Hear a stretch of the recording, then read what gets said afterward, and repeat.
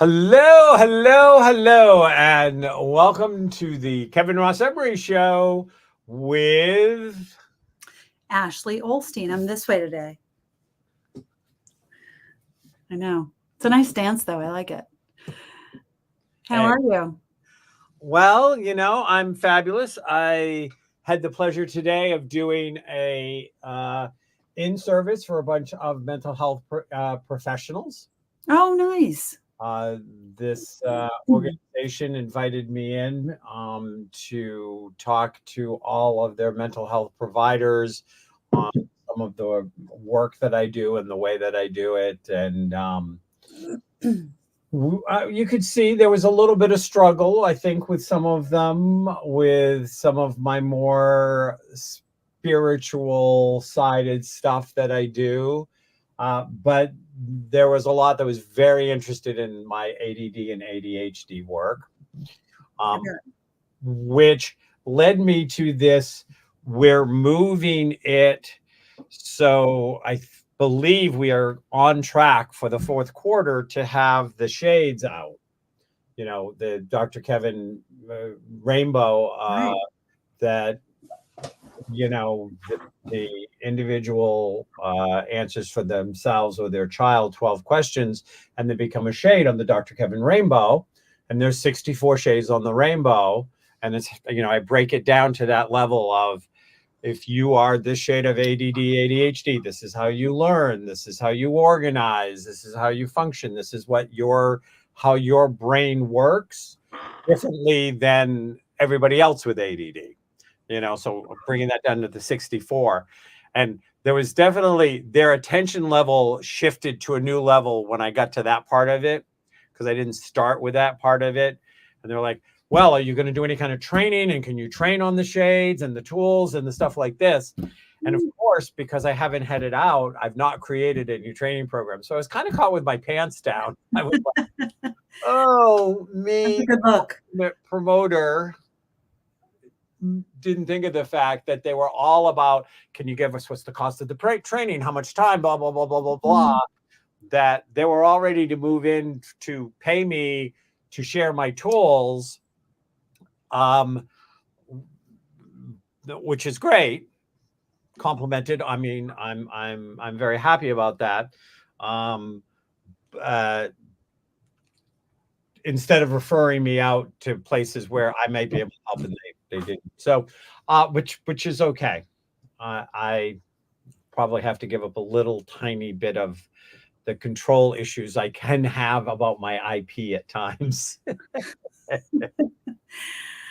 So, but that was kind of exciting. The house destruction has started. Yes, I saw some pictures today. Me swinging the hammer at the ceiling. Very butch.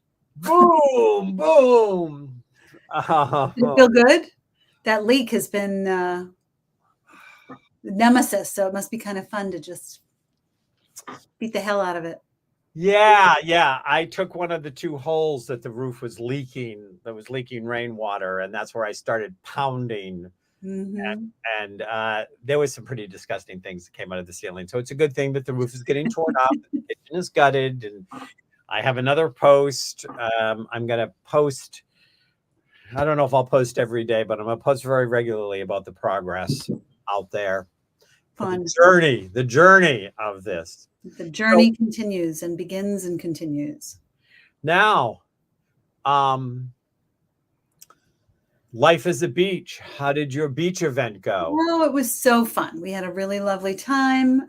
Great turnout. It was super busy, and it was a perfect day. The weather cooperated. We had a little picnic bench off to the side where we could get a little privacy and some shade. So it was really lovely. And our event for tomorrow evening is getting rescheduled. We have to figure out when. There's a little bit of a double booking. There's a Shabbat service on the beach on Friday nights. So I'm not sure we can have dueling events. I think they kind of will kind of overshadow the other. So we'll figure out a day. I'm working with the director now to figure out a day to reschedule that's not a Friday night. So they have Shabbats every Friday night? Weather permitting, yeah. Yeah. Yeah. Well, I'm sure they'll find another day for you. You I were will find another day. I can do readings during the Shabbat service. It's just we were doing a group healing session on the beach, which would be like a meditation and then like a whole thing. And, the hymns would be lovely. There's some beautiful, beautiful hymns, but they just don't really go together in the way that I'm feeling. So we'll pick another night. We'll pick another night. Pick another night. Anyway, but it was a good event last week. I loved it. Okay. Yep. So I'm going to do a quick astrology, and then we will bring into tonight's smiling guest. So not a lot. There's only a few things. The last couple of weeks, there's been pages of stuff. Uh-huh. Mercury enters Virgo today. And so it enters Virgo today, and it's headed towards a retrograde next week. On August 5th, it goes retrograde. And so it enters Virgo, and when Mercury likes being in Virgo, because Mercury likes details. Yeah, I keep fogging out on this. I don't know why I'm having a hard time today. I don't know. It must be the planets, the planetary influences. And we haven't even got to the retrograde yet. No. Planetary influences. Yeah. So as we are doing this, but it's slowing down towards a retrograde, and then it's going to be retrograde in Virgo, and then it will get back to Capricorn. To Leo during the retrograde. We're either going to be forced to slow down and see what details we're missing or that we need to not miss going into the retrograde. And we're just going to be moving at kind of a slower pace in putting things together. And part of that is that we are going to, it's almost like that feeling of I crossed 1,000 T's, I dotted 1,000 I's, and I'm sure I missed 3. I got 1,000 right, but I'm sure I missed 3, and those 3 are going to bite me. So there's just kind of like picking detail-y stuff, trying to get it in, gathering that information. We know but how can I kind of apply that information and make sure I pay attention to the details? For you, that is all that is initially going to play out in your 12th. Hop back to your 11th when it gets next week, when it goes retrograde, but that's next week. So this week, it's just going to be in your 12th house. And so this is where you could be picking stuff out around your past, facing parts of your past. Yay. Figuring out some details, doing some stuff. Interesting. Okay. So, but if you pay attention, you're going to pick up stuff that you missed. Okay. Yep. So, and then on July 30th, we are having Venus trining Chiron, and Chiron is our wounded healer. And so we have this for you. It's in the 11th house. Trining always gives you energy. Venus, the lesser benefic, Venus always brings some good energy unless you've got her in a really tight squeeze. So she's usually bringing in some kind of gifts. And some kind of like sense of values and beauty and how you see the world and how you interact with the world. That Chiron coming in to trine it at this point is going to give us a little window spread where we're going to find that we are healing or have healed some kind of wound to enough that it's actually shifting in a positive way. It could literally be our physical space and harmony and beauty in our home, but it also could be our sense of values, Mm. of what we value in the world and how we value it, and things like this. Again, it's going to be hitting you in that 11th house, which is organization, hopes, wishes, higher vibrational stuff for the world, so to speak. So this is going to say that you may find things that have wounded you, you're able then to turn into something that serves you. Does that make sense? It makes sense, and it sounds pretty nice, actually.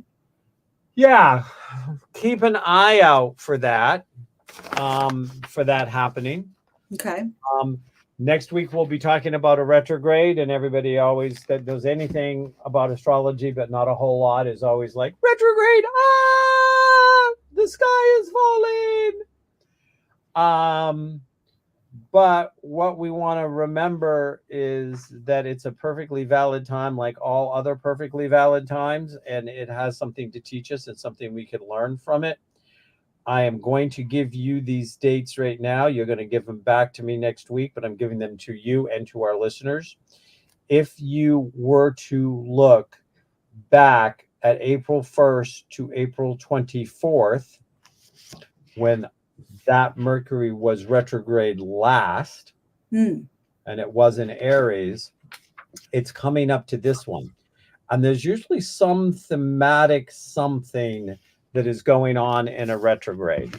And if that retrograde, if you can't look at April 21st through 24th and figure out what were you puzzling with, what got you stuck, what was your major focus, you might even want to go back to the one before that, which was December 13th through January 1st. December 13th through January 1st, obviously 2023 into 2024. But I'm giving the dates this week. We're going to talk about Mercury retrograde next week. But Mercury retrogrades have themes from retrograde to retrograde. And if you look at what was going on in your last couple of retrogrades and what seemed to be the defining thing, it's going to give you insight and guidance to maximize the potential of this retrograde to bring things to closure, or to bring them to a new level, or to do something. So I'm giving you the dates now. So next week, everybody who's watching that is following the astrology part of the program can go back and say what was going on for me for those 2 dates and what's the theme, and they're going to be able to better apply the information. I am now going to let you bring on stage. Da, da, da, da. We need some horns. We are welcoming Professor Pia Hargrove today. There she is. Hi, Professor Pia. How are you? Hi, Ashley. Hi, Kevin. Thank you for having me. Hello to all our listeners. Thanks for being here. Let me give you a little intro. Pia Hargrove is an educator, a speaker, and an activist. Better known as Professor Pia. She's a native New Yorker and licensed master social worker, and has spent years engaging with diverse communities through her work.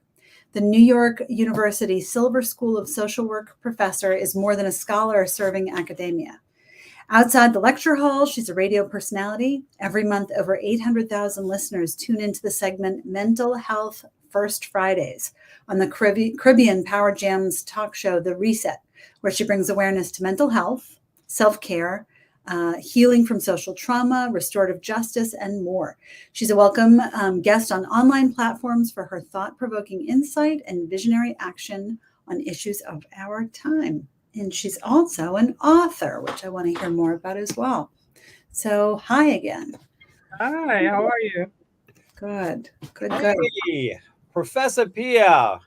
Hi, Kevin. You are singing some of my language. I don't know if you are familiar with Unitarian Universalism, but Oh, yes. Yeah, Yes.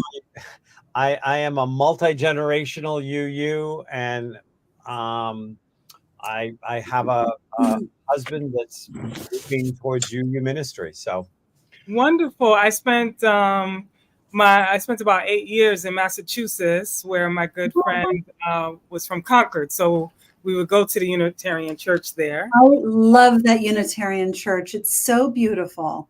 Yes, and I also had the honor of speaking at the collaboration between the Unitarian Church and the United Nations here in New York City for a conference entitled Women of African Descent Ascending, where I spoke on joy. So yes, the Unitarian Church and I definitely are familiar over these decades. Love it. now I know when your PR agent sent your thing and I was reading about you, I was like, yeah, she's a good fit for the show. And then I couldn't for the life of me remember when you got here why I thought it. But you're definitely with your tribe here, so to speak, from that perspective. So you have a book out. I got to start with the book because I'm all about this all the time. I talk about this concept or this idea. And her book is called Celebrate Smiles. And you can find Celebrate Smiles. It's available on Amazon. There's the full Amazon link if you want to grab it. But you also can just, Amazon.com and Pia, put in Pia J. Raymond and the name of the book, and you will absolutely find it. Talk to me about this book. What made you write it? What's the thing behind it? And what's the good news you want to share through it? Oh, yes, lots of good news. So as you mentioned, I am an educator at the mastery level of social work, but in all forms. So I love children. I have two of my own. Shout out to my son, Sage, who is now 12 years old, who was an infant when I wrote the book, Celebrate Smiles, and my daughter, Maple, who is 9. And so just always thinking about how do we pour into our children and how do we do so in a way that continues to nourish ourselves? And children's books are such a beautiful platform to do that, where we think of ourselves reading to the child, but in essence, we are gleaning from the story as well. And for those of us who are not able to read, just even being able to engage with the pictures and the elements and touch the pages of a tactile book are so special. And so I wrote this book while I was watching my son Sage sleeping, and he would smile in his sleep as an infant. And I just was inspired as an adult to think about, especially as a New Yorker, you often will have this sort of firm face when you're walking down the street. And if you think of something, you smile, you almost try to hide it. And why do we allow the world to decondition us from that which is so accessible and natural and healing for us on a daily basis? So I wanted to write something and put something out in the world that really truly celebrates our smiles, and a de-emphasis on the material things that we think may bring happiness and joy, and really getting in touch with the intrinsic joy that we all have that sometimes can get smothered a little bit throughout life. But one of the lines in the book goes, "So please, my love, don't forget, clothes can be fresh and new, but things are never more important than what's inside of you. So every day that you awake with thankfulness inside, your inner beauty can be shown with a big, bright smile outside." And I just feel that's a message that we all need to be consistently reminded of. And that's part of what it's in the pages of the book. Now, is this more of a children's book and illustrated, or is it more of an adult book? It wasn't clear to me. It's a children's book. It's illustrated by Eden Marichaux, who's also an actor, director, and artist. But as I mentioned, the storyline is engaging for people of all ages, but it is written as a children's book, picture book with pictures and words to accompany the images. I think we would have some happier adults if they read more children's books. Absolutely. Probably. Absolutely. And remind them. I have a little game I play that you might get a kick out of it. And I played it a lot during Pride Month because I had a Pride shirt for every day. Mm-hmm. And so, but I do a lot of walking into the town that I live in, which is a good sized city. And I walk from my house and I can walk right into downtown. And when I walked in on the days, on the days I walk in, I make a point to smile at people I see, and I keep track at how many smile back at me, how many look the other way, what was kind of the engagement of people. And it's like, I may get to the coffee shop I'm going to or the meeting or whatever, and it's like, oh, today was a good day. I engaged, like 7 people. I got to engage eye to eye, and 5 smiled and 1 looked away, and stuff like this. But it's like my way. And one of the times I did it during Pride Month, I did the smile. I did the big smile, and this guy was walking, and he was kind of looking, and you could see he was kind of looking at my Pride shirt, kind of a little bit like, but his daughter was behind him, and he couldn't see her, but she was running up behind him, and she saw me, and her eyes lit up, and she waved, and she smiled, and she got all excited. And so, then I waved, and the guy kind of like nodded, but the only slightly sad part is when he turned around to look at his daughter, she kind of shut down a little. Like she didn't want him to see how excited she was to see a Pride thing. Oh, yeah. Well, there's going to be some interesting conversations, I bet, in that house. But yeah, I play the smile. That's what children do. What children do. That's why I think it's so beautiful to engage with them around books and stories and perspective, because they engage us on topics and issues that maybe we're not aware of, or we're not aware of our own biases. So it allows us to work through some of the things that maybe we've been taught to unlearn as we're learning again with our children. So that is an excellent example of just how children have this life and engagement with people and celebration of all kinds of love. But yet, as adults, there's a lot of unlearning that people have to do. I also love the emphasis and the import of smiling. I think it makes such a difference. And I do a similar game as Dr. Kevin, but I'll do it when I'm walking, and I won't look away. Like I'll try to keep eye contact with somebody that's coming at me and try to get them to engage. And it's interesting to see how many people just will, make a point to not look. It's discouraging, but I don't give up. I'm just like, hi, waving in their face. But I do think that emphasizing facial expression is really important. And I think that having children be aware of it and carrying that in their heart and on their face, literally, as they get older, it makes a big difference. It's it's a communication without words that every language understands. Absolutely. Actually, one of the pages goes, smile on the rainy days and at night within the dark. Smiles are a precious way to speak without a word. In any language in the world, a smile is always heard. I love it. And it's true. It's universal. And I even think with animals too. Like when you're talking, I talk to my dog all the time, but and you see them smiling. A big difference is if I got a big smile on my face and I'm talking to him with that face, as if I'm not, then he looks at me and he thinks he's done something wrong. Exactly. Yeah. No, I love it. Which applies to dogs, not so much to cats. Not cats. Your cats are like, whatever. They're like, I don't care. Whatever. But also kids.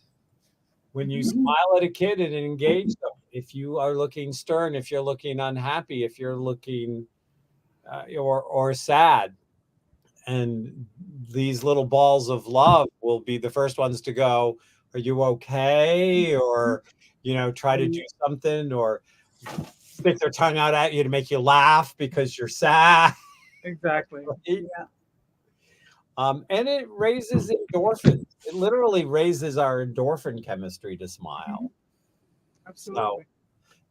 So that's good. So now, is the book out recently? Because I get the impression from something that said it came out recently, but you said you wrote it 12 years ago. Yes, I wrote it 12 years ago. But it's a story that just keeps bringing new life, and it's been beautiful. In fact, this week I was sharing with you backstage, I just came back from California Village, Trinidad, which is an area that definitely has some significant need, both with emergent literacy and lack of literacy with a lot of folks, and definite strong economic need. And I had the pleasure of engaging with children and families at the Central United summer camp there. And I got a chance to read the story, Celebrate Smiles, with the children and engage them around what is it that brings joy. And we did this sensory joy journey and thought of, if we think of our different senses, our sense of smell, our sense of taste, touch, hearing, what are the things that involve joy when you think of what smells good? And so people talked about when their granny packs and prepares soup for them at home, or the sounds of animals in their community that they really wanted to be able to take care of and cultivate. So Justin, you mentioned a little bit earlier that sometimes we're wounded, but we're wounded into something, turn the wounding into something that serves you. And in that, there's always areas where we can get in touch with that joy. And I think when we can just go into that child section of our mind and access what's the sensory joy journey that we have, even in the darkest times, we can think about those smells, those memories that bring us to joyous times, or sometimes actually get in touch with those things. How simple. Today I was out walking and I was seeking, I'm here in New York, and a woman that sells piraguas, which is basically a scrape ices where you put the flavored syrups with the sweetened condensed milk on the top. And that really brought joy. When I think of summertime, growing up, the happy memories, it is having that scrape icy. So I went looking for her today, and she said, "Oh, I haven't been here because I was sick." And I was like, "I've been looking for you for about 3 weeks because I needed that connection." And those are some of the simple things that we can enjoy in life, that no matter what's happening can still bring that sense of joy out of us. And so that was what we talked about with all these beautiful children in Trinidad that were so excited to share and engage with the book, and who have lots to be sad about and lots of struggle even in such young lives, but still could truly access that joy. I know sometimes when I'm working with clients who are going through a grieving process, that I will ask them to do, like, what are the memories, the sights, the smells, the sounds that you associate with the person that's gone? And how can you bring them back in a way through engaging consciously on, I had a grandmother that loved roses. And if you ever get up north and you want to stop by in Nashua, New Hampshire, you'll see 6 rose bushes right across the front of my house. Oh, you're up in Nashua? Yeah. Coming right up. Oh, wonderful. I've spent so much time in the mall up there as a teen. Oh, okay. Yep. I live in Nashua, but that, all the sensory stuff can facilitate so many emotions. Mm-hmm. And one of the things I love about kids is, because I always say joy isn't other than. You can joyfully laugh, you can joyfully cry, you can be joyfully angry. You can have any emotion joyfully. To me, it's just having it full on, just having it, being in it. And I think so doing this with these kids, with bringing that joy in, we watch kids. If a kid wants to cry, they cry until we beat it out of them. Shame on us, right? Yeah. Right. Yeah. I'm from the generation of, I'll give you something to cry about. Right. Yes. So, but just saying, they're all legitimate. They're all good. So what led to the Trinidad, and what is I've not actually been to Trinidad. I've been to many of the islands, but I've not been to Trinidad. Maybe I have. Anyways, what's the language? What's the English? It's an English-speaking Caribbean nation. Okay. As I mentioned, I was in a particular village called the California Village, that has a population where definitely there's some struggle, economic and educational struggle. And so it's really a gift to be able to share with children and families there and really think about ways of economic development and taking passion and purpose that people have and ways that people are already resourceful in earning money and being more strategic in a larger economic vision for what that could look like for their individual families, for the larger community, and then doing some advocacy also on a national level to see what are some of the supports and resources that can be shared with the youth and families of the community. So it was really a blessing to be there. So I got the chance to engage with some of the adolescents and really evolve their leadership, even in the short time I was there, amongst the younger peers and even with their parents and caregivers, because some of the adolescents may already have more education than their parents have. And so they are already leaders in their entire communities, but harnessing that gift and being intentional about building the tools that will allow them to be able to grow in a capitalistic environment. So we split up into groups and they were sharing. I had one group that already knows how to cut hair and earn some money cutting hair. So we formalized what would the name of their barbershop be? What's a location that would be viable in their community? What is the actual price menu of services that you would offer? And then there was another group that already babysits and mentioned that babysitting was important to create a safe space for the children of the neighborhood where there is a lot of gun violence, but also a respite for parents who have other children and are trying to find employment and have a lot happening. So it was also a respite for those parents. They were very aware of what their passions were, but I think just putting the language and giving them the tools to really build out on those passions. And hopefully this could be something that could evolve into more economic growth and sustainability in the community of California Village.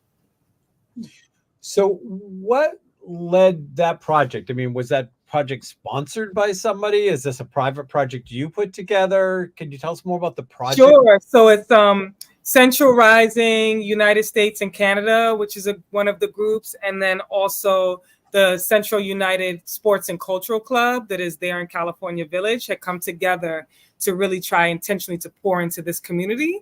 And we're aware of some of the work that I've done throughout other places in New York and other cities around economic development and educational enrichment, especially in people that represent the African diaspora, and reached out to me to see would I be willing to come and, just kind of hear from the children and families there and see how we can build and grow together and what tools I might be able to share with them in the time that I'm there, and also in that political activism as well of how can we get greater visibility and support to this neighborhood on the national scale in Trinidad.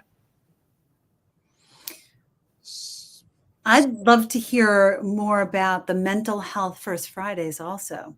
Oh, sure. Yeah. So I have a radio segment with J.R. Fitzgerald Giddings is the host of the amazing The Reset Talk Show, which really began during the pandemic and thinking about largely the Caribbean population, both in mainland United States and throughout the Caribbean, and issues that impact mental health, especially within the global crisis of COVID-19. And so we began there as a small team on a talk show, which was originally hosted on Caribbean Jam Radio. And I began sharing as a mental health expert, in which I was invited to come onto the show once. And it just evolved into this First Fridays, where you mentioned crying. So likewise, in the Caribbean community and many of our communities, crying is literally beat out of us. Sometimes it is when we think about various immigration experiences, crying and making those sounds, if you are escaping, political persecution or anything of the like, can be dangerous to your life. And at other times, it's just some of the patriarchal influence we've had to take us away from, again, another tool that is ingrained in us from the time we first are born. The first thing we do is cry. And it is something that we have for free to emote, to express our feelings, both joy and sadness and some of everything in between, that we are often conditioned by the people who love us most not to do so. So stop crying, or I'll give you something to cry about. I mean, some children are made to kneel on rice grains and hold heavy books as a punishment for crying, hit across the hands with different types of, leather and tools to keep people from crying as a punishment. So I really share about these types of things. How do we unlearn some of the tools that may have been necessary for survival at different points in our journey. But now perhaps it doesn't mean throw them out, but we can lay those tools down and really access other intrinsic parts of ourselves, like crying as a form of emotion that is safe, that is something that we need to express, that's healthy, that doesn't harm anyone else, and that allows us the time to really even get in touch with how we're feeling in a given moment. So the Mental Health First Fridays is an opportunity to really share with community at large about our mental health struggles, about decreasing the stigma around them, and really being a support, a collective support. Self-care is important, but doing so in community. What do I need to hold myself accountable to rest? Because especially people in racialized bodies, rest is not something that we're taught to engage with, so it's been quite a journey. It's about 2.5, 3 years now already on First Fridays of the month on the Reset Talk Show. That's really great. And from my understanding, there's also a stigma about seeking mental health help in a lot of communities. Absolutely. Yeah. So I love that. Yes. It's interesting because, and it's when you are blessed enough to actually find a community that is still grounded in their indigeneity, before all of the colonization and all of the genocide of culture and individuality and all of these things, you find culture, you find in my experience, we do a spiritual interactive panel once a month and talk about different subject. And we talked about indigeneity this last month. That was our topic for the month.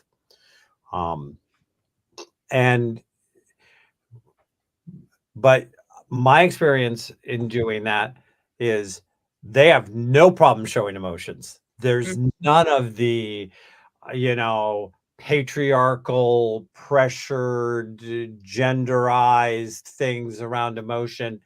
Again, I can't say I've had a ton because it's hard to have a ton of Indigenous experiences,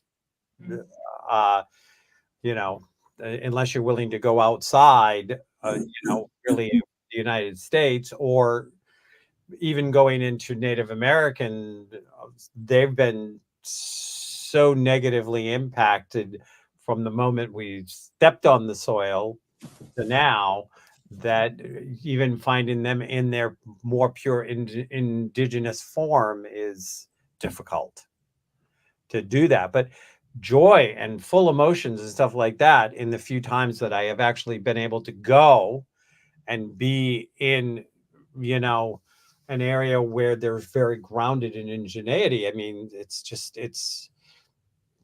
everything is, it's almost like it's got an inherent emotional flow and sense of gratitude and celebration. Does that make sense? Yes. I think when we get homogenized and pasteurized, which we do in this culture, we lose gratitude, we lose celebratory energy, we become less trusting. And I'm not saying that you should run around and be a fool, though I personally don't object to me being a fool. Hey, if I made you laugh, I did something good today. If I made you smile, I did something good today. Exactly. If you laugh at me, you're leaving somebody else alone. So, but can you find any indigeneity in Trinidad, or has it all really been, what were the indigenous roots there? Oh, there are definitely Native people, and then it's a large, population of African descent, because it was definitely largely impacted by the transatlantic slave trade. There's a large population of people of Indian descent, who many of whom have also sort of a painful legacy of indentured servitude. There's a Chinese population there as well. And most folks at this point have been inhabiting the island also for several hundred years. So even of those various ethnic groups that you might find represented. And I think the overall people are very prideful about being Trinidadian as a whole. So, which I find very beautiful. So that richness of culture and spirit is very alive and exciting, and one that has definitely embraced me in my communities here in New York and other cities, and in the actual country of Trinidad. So yeah. My last foray was, I was in Curacao, and that's a beautiful culture, and that's very blended, but they definitely, I was there luckily for Carnival. I didn't plan on it. It was my honeymoon, and it just happened to be the same time. Oh, the celebration, the color, the life, and yet it's not a wealthy island. But boy, you use everything you have. There's no such thing as trash there. And art is made out of everything. It was like an explosion of art everywhere you went in Curacao. Which is beautiful. And I would say, based on what I was hearing you share, just in this short while of what I'm getting to know of you, there is no coincidence or mistake that you would be spending your honeymoon in Curacao at carnival time. It sounds like it's very aligned with the vibrancy that you bring to life. Very aligned. We talk about the idea of recycling or upcycling materials and art that is so vibrant in Trinidad. I mean, the steel pan is the only instrument that is credited to have been created in the 20th century.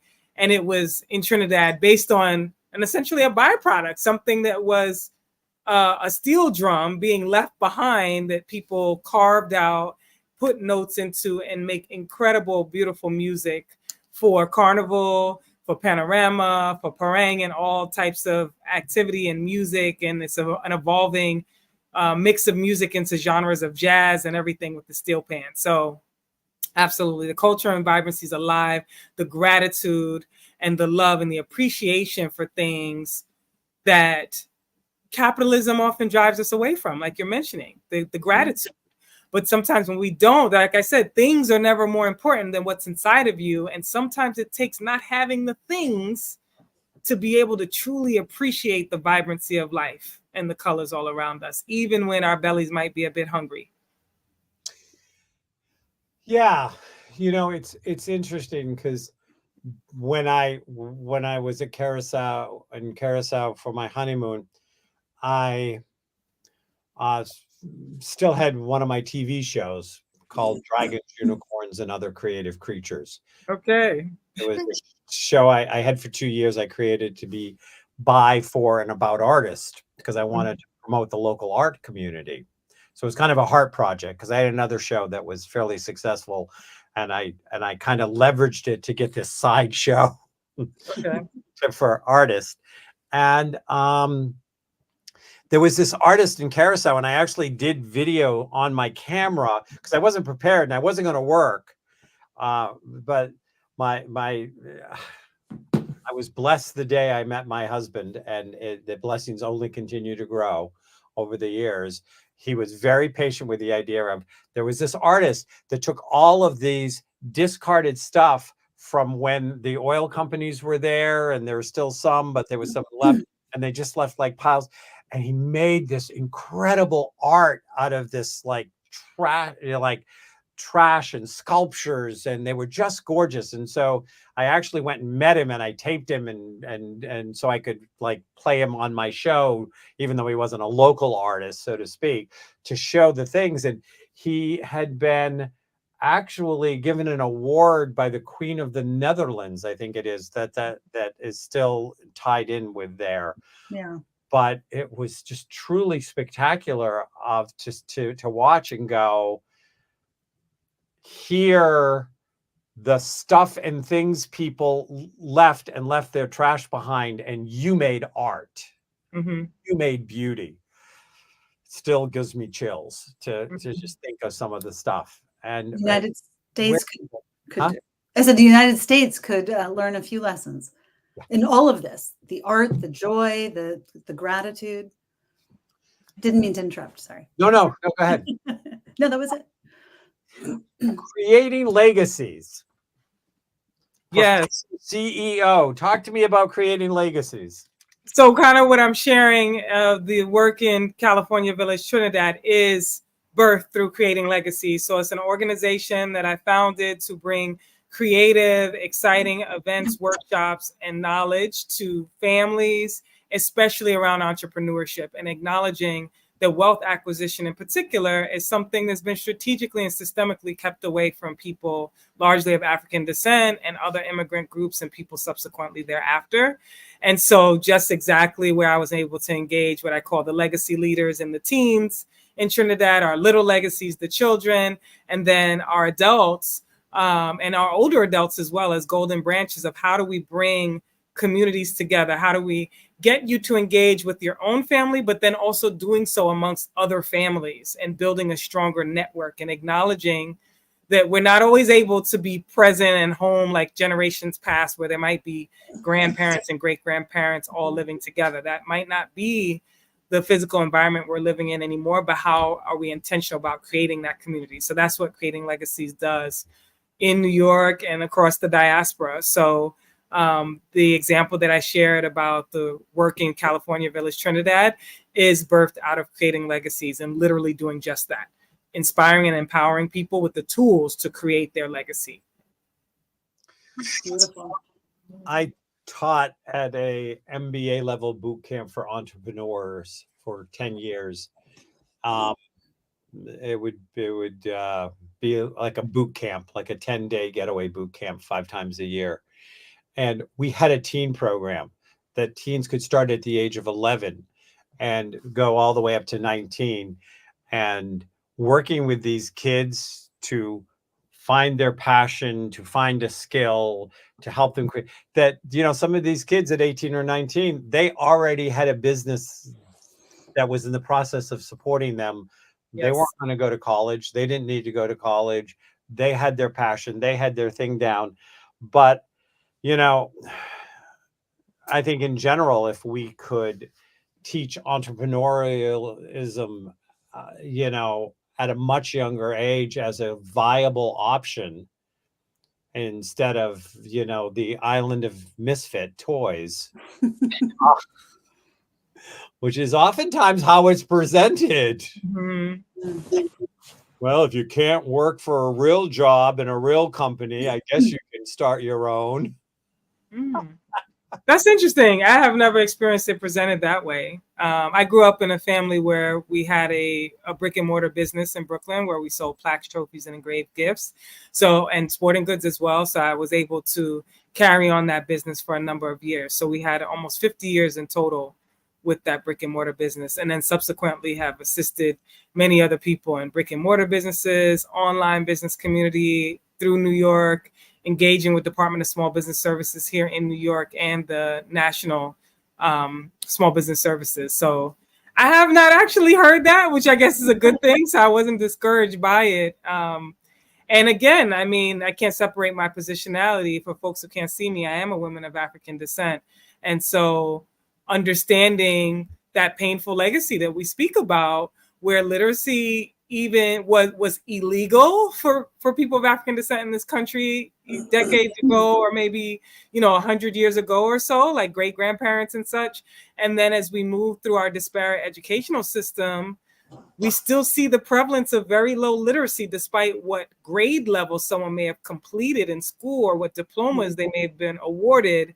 The literacy skill still is very low for many, many people, regardless of identity, intersectional identities across our country. So I've just always kind of been taught that entrepreneurship is a means to engage around your passion, to have the tool of monetary wealth to be, somewhat sustainable in this society. And it's something to encourage people if they don't really feel that college and higher education is a straight line for them, or maybe it might be a longer path and journey for them to pursue it.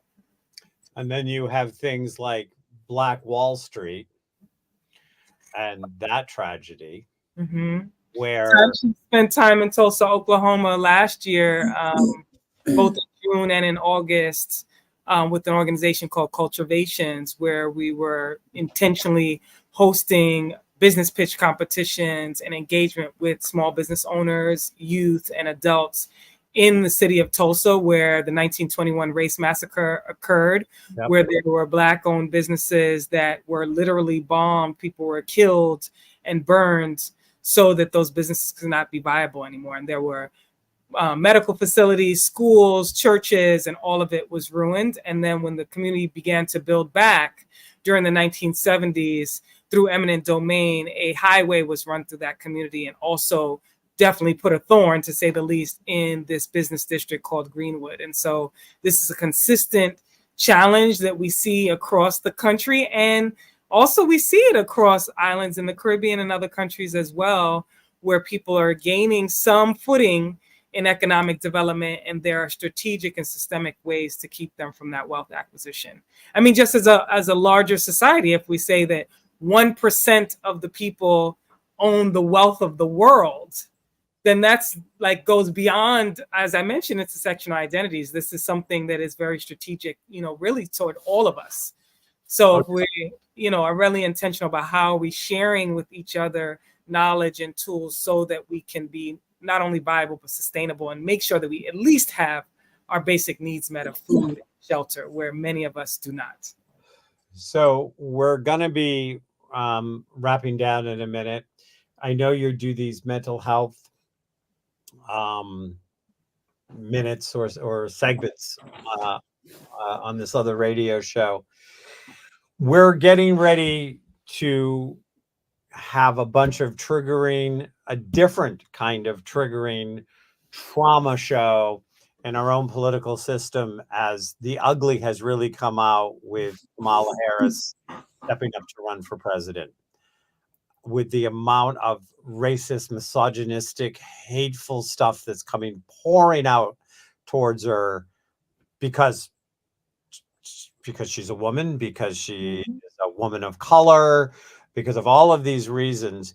Any mental health tips? Because I know I've already got clients that are already triggered and reaching out to me going, Yeah, I mean, I think for all of us to really mind our consumption of the media, obviously stay aware and up to date with what's happening, but the overconsumption of it is anxiety provoking.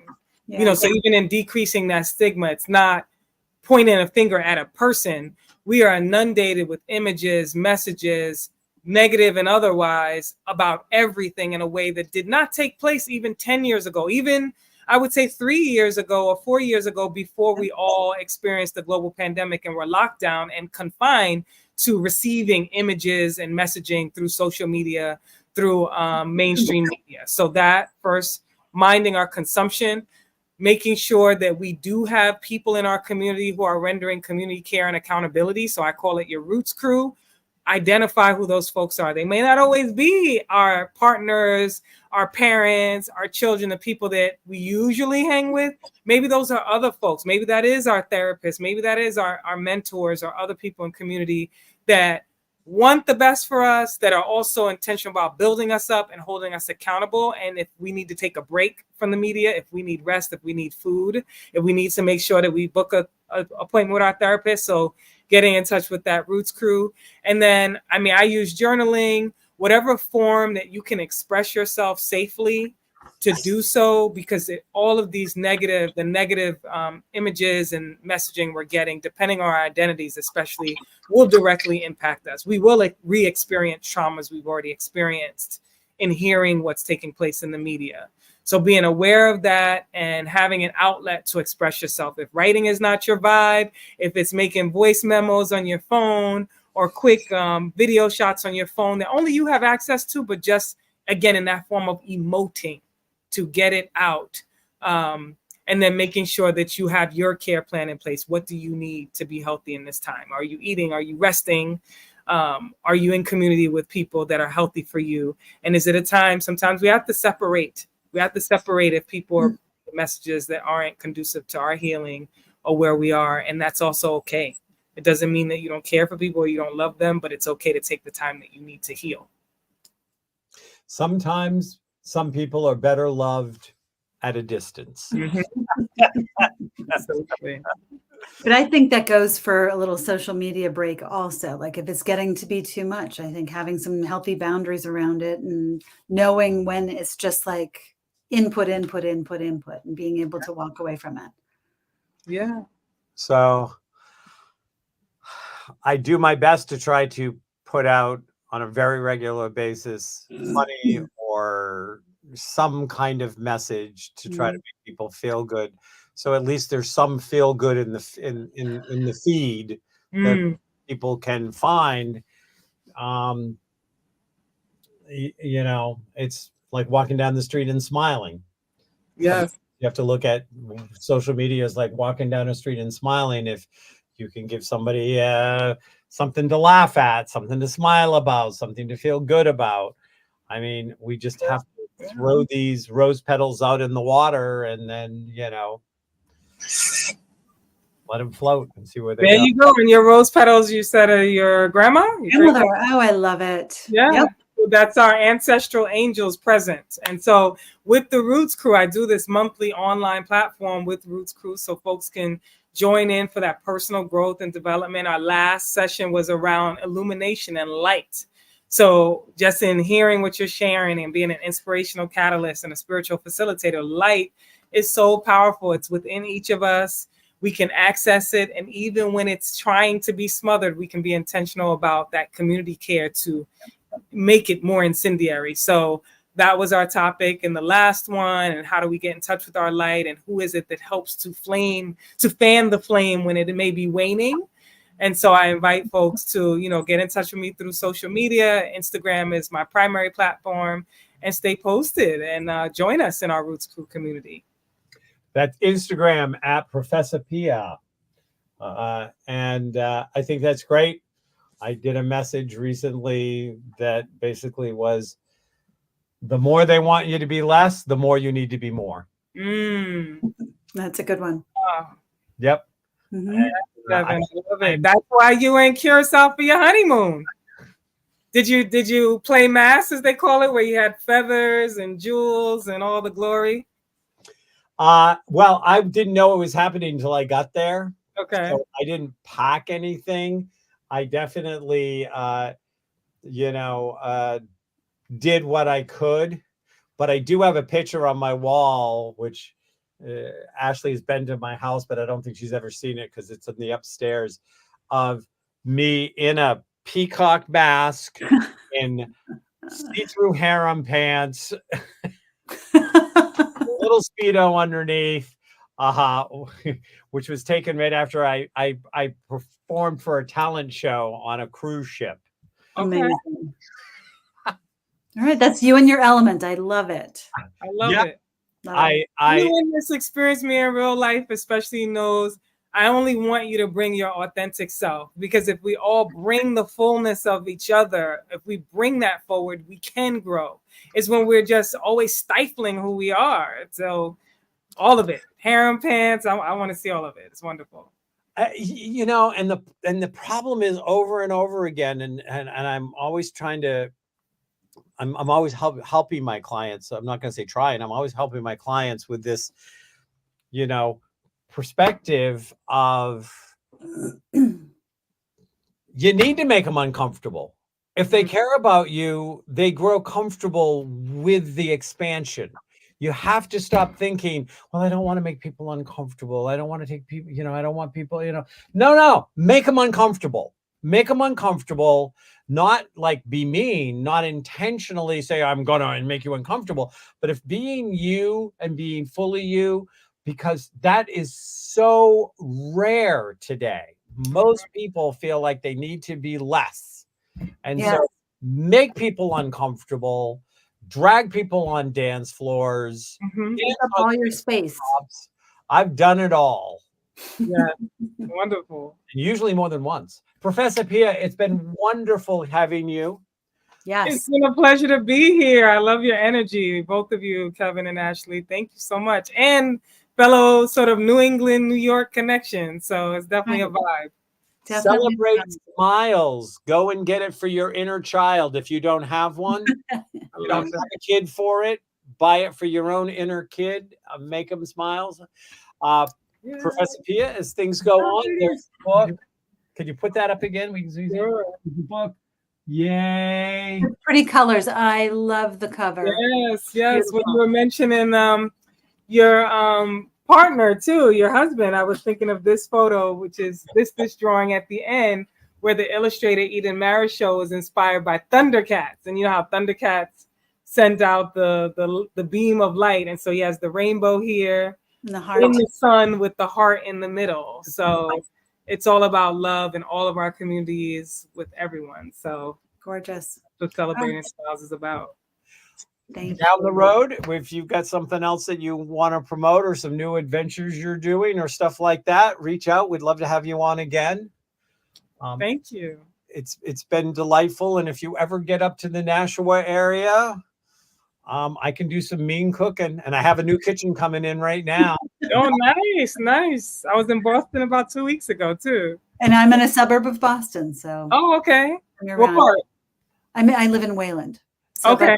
20 minutes outside. So right south of Concord that we spoke about. Yeah, I know it very well. Yep. Yes. So nice to meet you. Nice to meet you as well. Thank you so much for having me. Be blessed. And oh, go ahead. No, that was it. Oh, Ashley, you want to take us out? We are we're over time. Mwah. Okay. Mwah. Take care. Take Bye. care.